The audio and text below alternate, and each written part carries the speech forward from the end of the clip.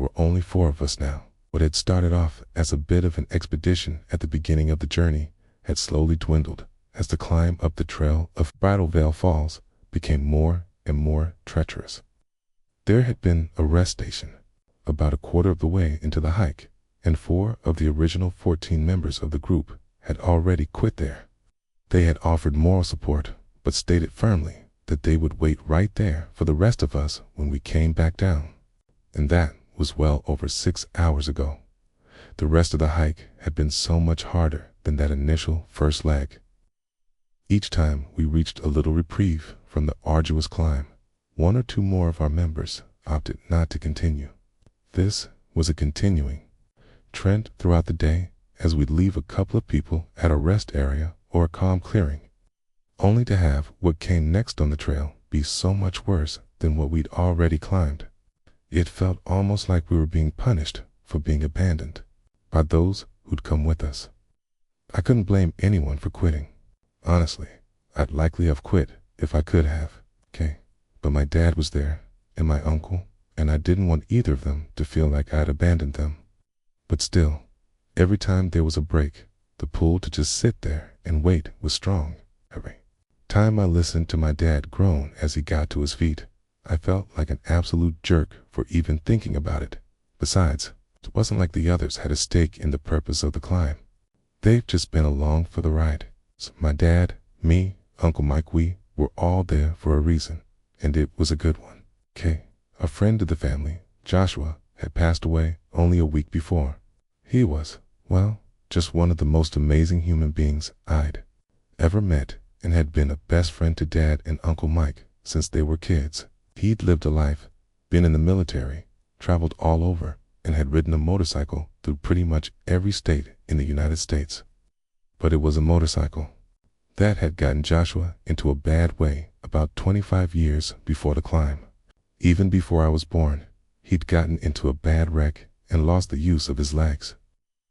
And even though it had bound him to a wheelchair, he never complained about it. He'd been as bright a person after the accident as he had before, and perhaps even more so. That's why it came as a great shock when he passed. Wheelchair or not, everyone thought Joshua was going to live forever, while Dad and Uncle Mike had been floored by the death of their friend. The fact that Joshua had made them the executors of his will hadn't been surprising at all. I remember when Dad read the will out loud, and he, Mom, Uncle Mike, and Aunt Julie all laughed out loud as Dad announced that Joshua wanted him and Mike specifically to climb up to Bridal Veil Falls to cast his ashes. It was exactly the kind of amazing yet obnoxiously inconvenient adventure Joshua had loved to do and make others do. And, of course, we were going to do it. Uncle Mike had just wanted him and Dad to go up, but my dad loved a huge family event and took any and every excuse to bring as much of the family together as possible. So he called all of his kids, his nieces and nephews, and told them about the great undertaking. So many of us had jumped at the chance to be a part of Joshua's story in the beginning, especially me, since I didn't really know him well. Even though I had heard all the stories, now, though, it was just me, Dad, Uncle, Mike, and my cousin Ashley, who was in the Army and who had stated flatly that she wasn't going to be beaten by any trail. We'd almost made it to the summit of the peak where Bridal Veil Falls flowed. It was a less steep portion of the climb, which was a relief as we'd all been climbing 90-degree embankments for half the hike. "Okay, I need a breather, Uncle," Mike announced as he clambered over to a medium-sized boulder next to a tree to sit on. The old man noise that escaped his lips as he fell into a rest made me wince and smile at the same time, and I had to stop myself from chuckling. "'Kay," Dad agreed as he sat down next to him, his back to the tree. "We're almost there, I think." "Yeah, well, you've literally said that 4 times. Man," Uncle Mike groused after a swig from his water canteen. "Please, just shut the hell up." That drew a laugh from everyone, especially Dad. We sat there near the shady tree and just rested for a few minutes, talking about the trail and how far we'd all come. Ash mentioned that there was supposed to be a cabin at the summit with water, some food, and, most importantly to her, a bathroom. We all agreed that we would take a good, long break there whenever we reached it. After resting up a bit, we all got to our feet and continued to drudge up the peak towards our destination. It was even slower going now because the trail had gone steep again. And the little rest we'd all taken had made us a little tired. We finally came out of the trees close to the top of a ridge, the top of which I hoped would overlook the cabin Ashley had mentioned. The ridge itself dropped off sharply into a somewhat sheer and rocky face as well. So we moved to traveling single file to get to the top, and that's when something happened that scared me more than anything else. Now, I'm going to relate to you, in this tale of mine, close to the top of that ridge, as my dad, who was leading the way just like he always did, was about to crest it. His foot hit a rock, which came loose under his weight and broke away from the rest of the trail. In seconds, the rock, the earth around it, and my dad were all sliding off the side of the ridge. I immediately panicked and called out to my father, drawing Uncle Mike and Ash's attention to the situation. Ash moved first to try and grab a hold of him, but his weight started to pull her with him. Mike came up behind her, shouting her name, now terrified for his daughter as she started to fall over the side as well. By the time I got close enough to do anything, Atia, both Ash and Dad were sliding down through the loose dirt, bound to topple over the edge. I was so scared in that moment that I genuinely started to tear up. The thought of him falling filled me with a sense of complete dread that I can't really even describe. 1,000 things went through my head at once. Everything I'd never said to him, but meant to. All of the times I prioritized something fleeting over spending time with him. How would I tell my mother what had happened? All of these thoughts and more raced through my mind as I desperately scrambled to help. I got to Ash, who was already being held fast by her father, and tried to help him pull her and my dad up. Now, I'm not the strongest guy, and I'm not what you would call peak physical shape, so this was not going well. I remember reaching out in my mind to God or Buddha or whoever might be listening for help. I even remember mouthing the word please as I desperately tried to pull my family away from the brink. And that's why what occurred next felt so unnerving afterwards, as I stood there, practically hanging over the side of this high peak, holding onto my cousin, who was holding onto my dad. Someone or something grabbed at me. I felt my belt being grabbed by a strong hand, which I at first thought was Uncle Mike. It couldn't have been him, though, because he was right next to me, grabbing at Ash's other arm. Whoever or whatever grabbed me at that moment was strong, because I felt my whole body weight get pulled backwards, and with me came Ash. When she'd made it back onto solid ground, Mike and I scrambled to get Dad and pull him up as well. When everyone was over the lip and I was sure they were safe, I spun around and scanned the area behind us for whoever it might have been. But there wasn't a soul in sight. There wasn't even any movement to speak of between where we stood at the top of the peak and the tree line some 100 or so feet behind us. Good Lord, my dad exclaimed as he shook off the panic, pulling me from my worried searching. Thank you. Is everybody okay?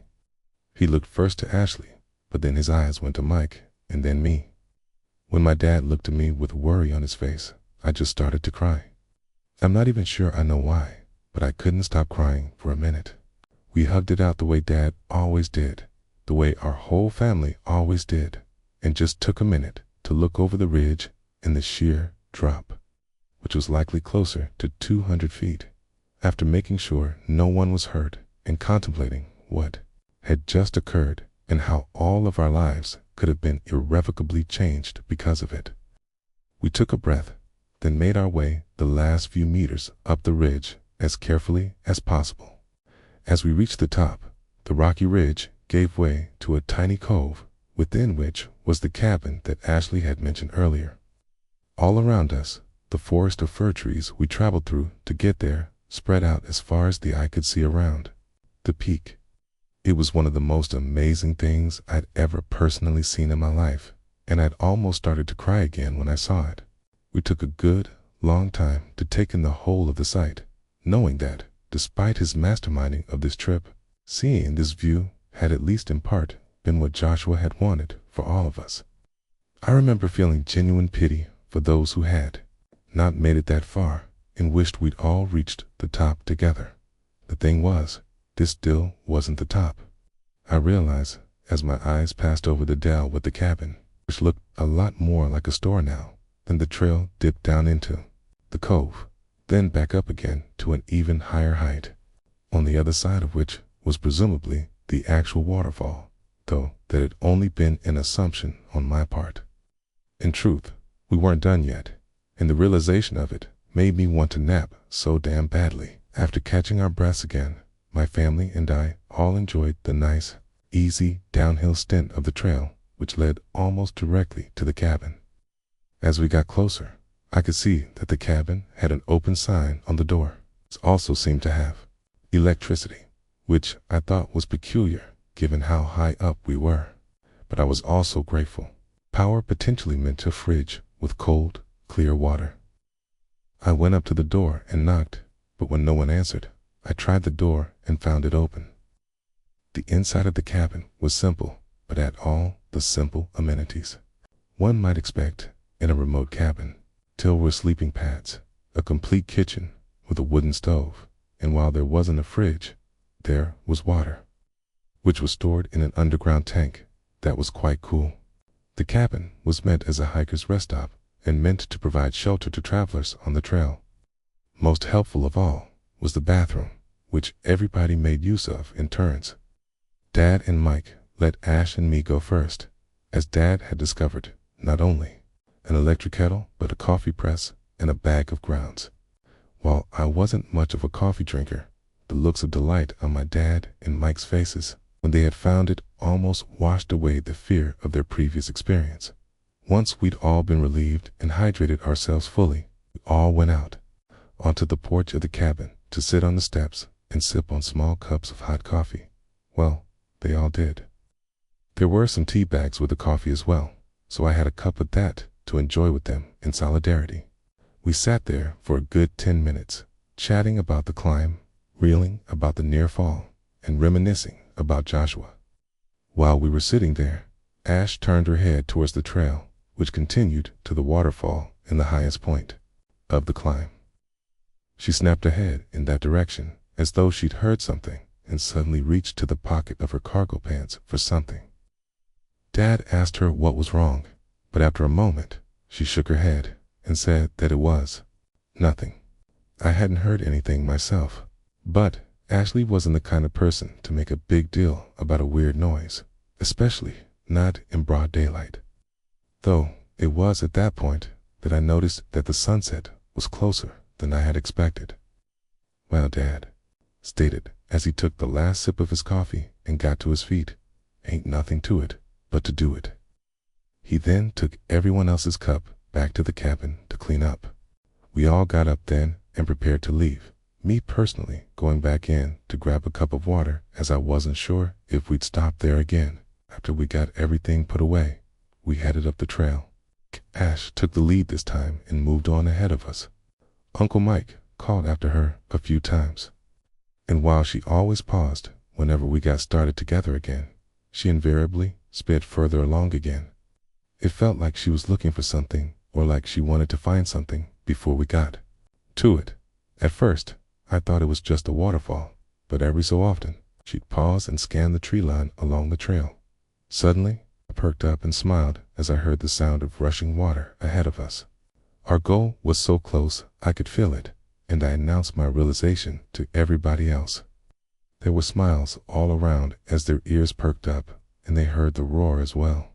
Even from Ash, who seemed to have, at least temporarily, abandoned her search for whatever she'd been looking for. While everyone was very excited, Uncle Mike reinforced the need for caution and reminded us all to take our time. So we picked our way slowly along the last leg of the trail, and my heart leaped as we got to the top of the last crest, and I could feel the cold spray of vapor on my face. There, before us, was the rushing waters of Bridal Veil Falls, cascading down the mountainside. We'd made it. We were there. Dad exclaimed loudly when he saw the falls and continued up the path, taking the lead. Now we all followed, and soon we were only feet from the edge of the waterfall. There was no way to get up any higher without taking our lives back into our hands, so this was as close as we were going to get. Dad pulled his backpack in front of him and retrieved the metal canister, which contained the ashes of Joshua. Just as Dad was about to unscrew the lid, a horrible sound, somewhere between the bleating of a goat and the roar of a bear, erupted.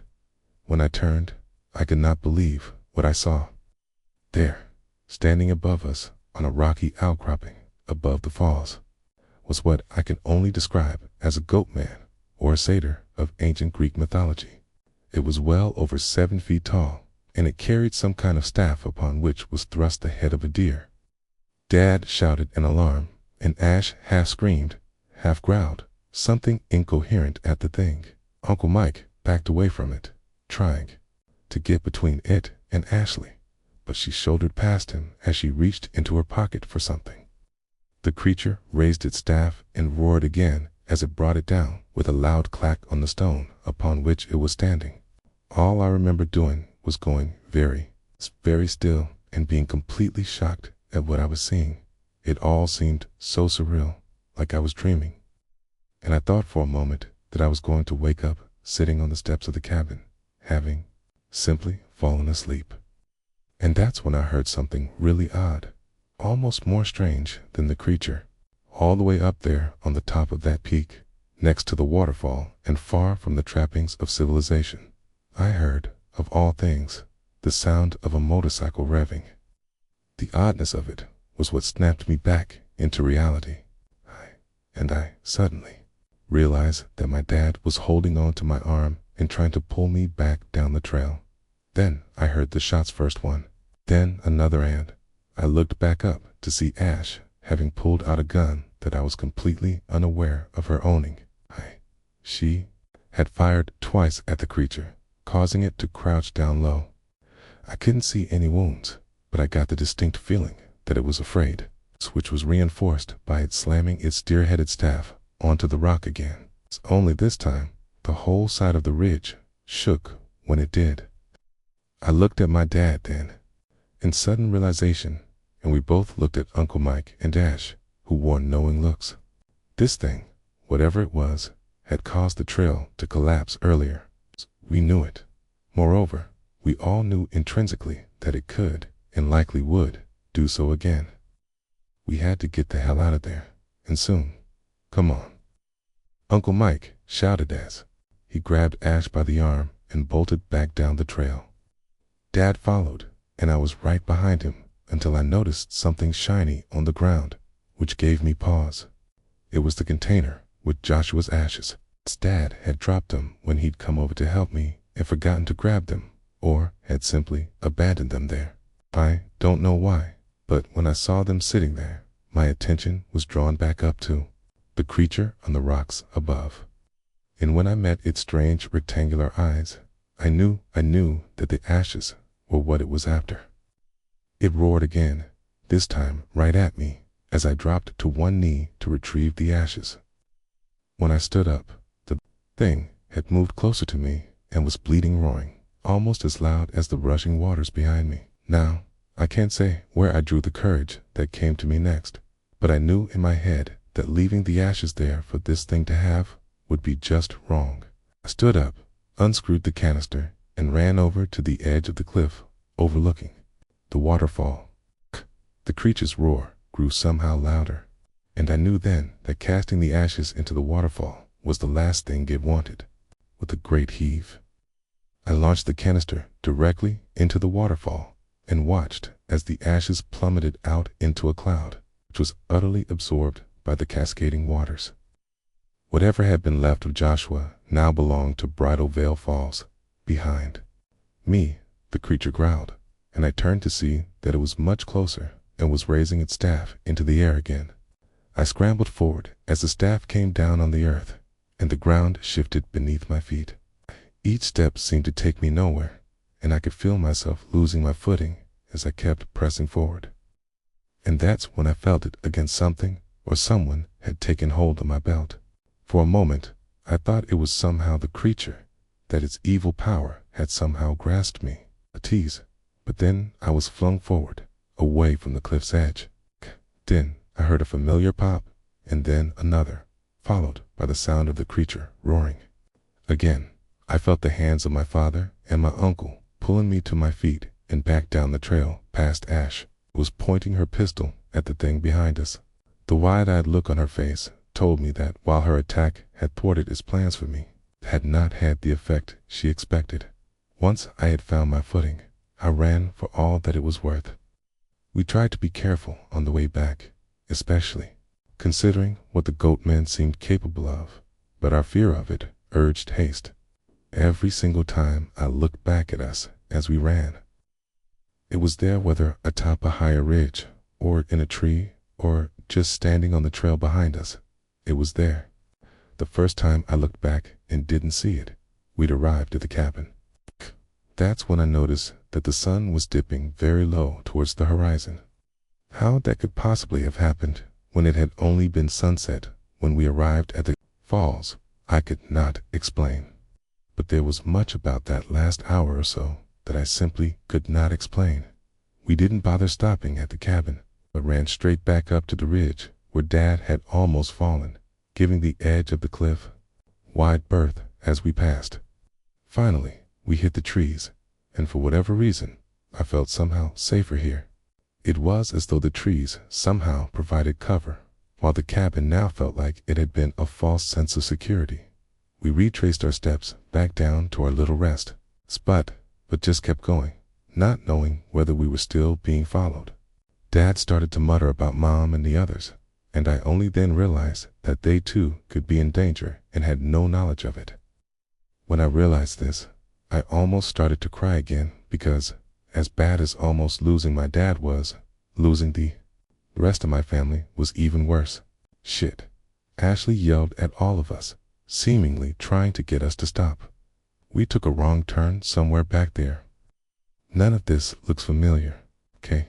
She looked around at the trees, which was suddenly seemingly less safe in the deepening darkness. No, I think you're right, Ash, Dad exclaimed, turning around and scouring the area behind him for a landmark. Where the hell did we lose the trail? Costa bot, and I knew that he was really worried, which made me even more frightened for my mom and my siblings. There was no way to call them, even if they were close, because there just wasn't a signal. This far up into the mountains, just as Uncle Mike had suggested that we double back, I heard something off in the woods. It sounded vaguely like people talking, not any specific words or voices, but incoherent chatter off to the west, back up the trail. For a moment, I thought we'd simply passed a handful of friends and family we'd left behind, then realized that the sound was coming from the wrong direction. There, Uncle Mike declared as he turned toward the sounds. But he was held firm by Ash, who gripped his arm. No, Ashley intoned seriously as she let go of Mike's arm and leveled her handgun at the trees where the sound was coming from. Sounds wrong, Dad. It doesn't sound like them. She took a threatening step towards the trees, and we all listened as the sounds jumped from that direction to sound as though they were coming from the north now. What in God's name? Exclaimed as he edged closer to the rest of us again. What do we do?